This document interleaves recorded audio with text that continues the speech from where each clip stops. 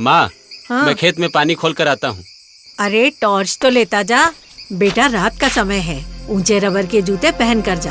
अरे माँ, मैं यूं गया और यूं आया।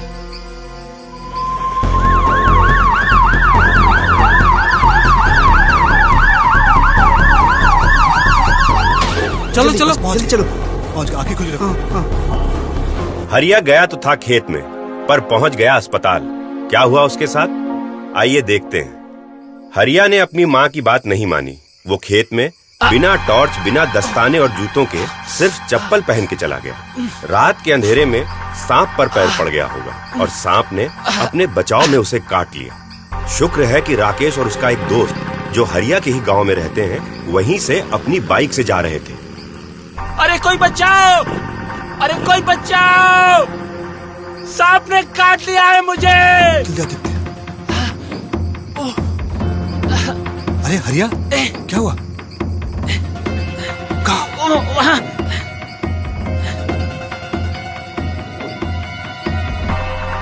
राकेश ने सांप को टॉर्च से देख लिया। राकेश ने देखा कि सांप अभी भी वहीं है और अपने जाने का रास्ता खोज रहा है। तभी राकेश हरिया को वहां से दूर ले गया ताकि सांप हरिया को दोबारा न काट सके। आराम से चलो चलो, जल्दी जल्दी संभालिए, आराम से, संभाल। अरे ये हरिया को क्या हुआ? अरे क्या हो गया है? ये चप्पल निकाल दो। निकाल के यहाँ। कोई कपड़े से सांप की काटी हुई जगह को बांध दो। आप लोग पीछे आप लोग, इसका बेल्ट भी निकालना पड़ेगा।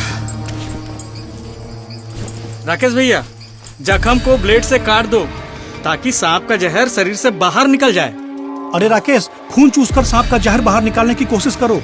मैं जड़ी बूटी पीस कर लाऊं क्या? अरे हरिया को लेकर झाड़ फूक वाले के पास चलो। हाँ ले चलो। बिल्कुल नहीं। क्यों? बिल्कुल नहीं, ये सब करने से कोई फायदा नहीं होगा, बल्कि बात बिगड़ जाएगी। सांप काटने का इलाज सिर्फ अस्पताल में ही हो सकता है। हमें इस वक्त हरिया को सिर्फ अस्पताल लेकर जाना चाहिए। आप एम्बुलेंस बुलाइए। हाँ ठीक है। फोन करो।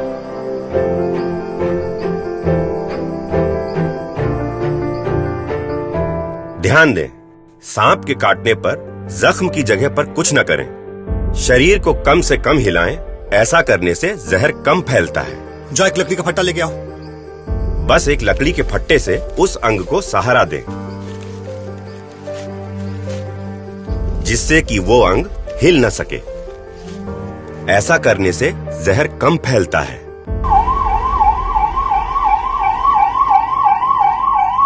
राकेश ने बिल्कुल सही किया। लोगों की बात नहीं मानी और हरिया को अस्पताल ले आया।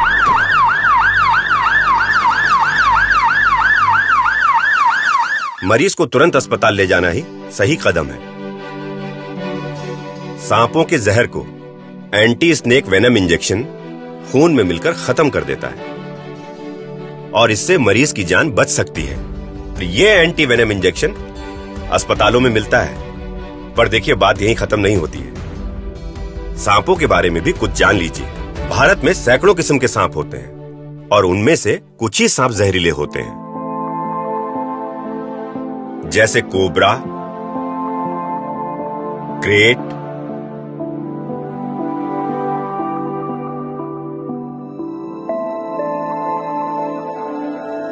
Saw scaled viper, Russell's wiper इत्यादि। हम सभी को ध्यान देना है कि सांप से हमारा सामना कम से कम हो, और इसके लिए क्या क्या सावधानियां हमें रखनी है, आइए देखते हैं। सांप चूहों के पीछे पीछे अक्सर घर में आ जाते हैं, इसीलिए चूहों के घर में घुसने के रास्ते बंद करें और बिल को तुरंत भर दें। इसी तरह मुर्गे मुर्गियों को घर से दूरी पर रखें।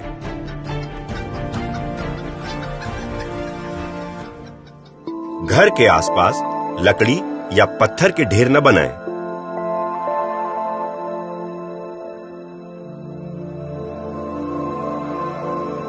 ढेर हैं तो वहां सावधानी से जाएं।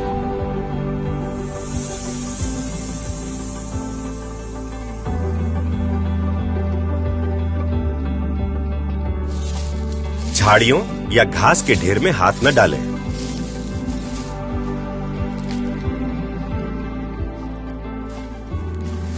रास्तों से पत्ते हटाएं और उन्हें साफ रखें।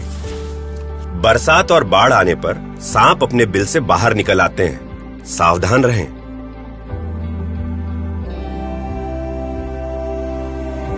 जमीन पे अगर सोना है तो मच्छरदानी को अच्छे से लगाकर और उसके किनारों को दबाकर सोएं।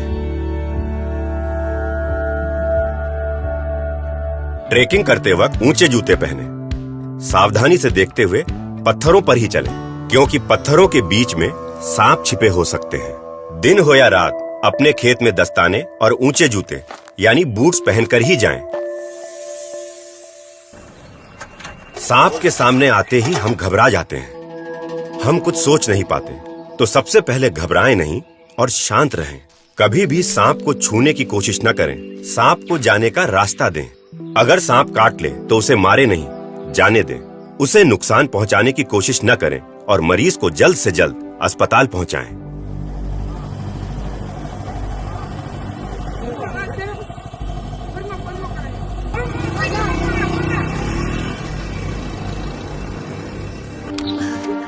डॉक्टर साहब, हमारा हरिया ठीक तो हो जाएगा ना?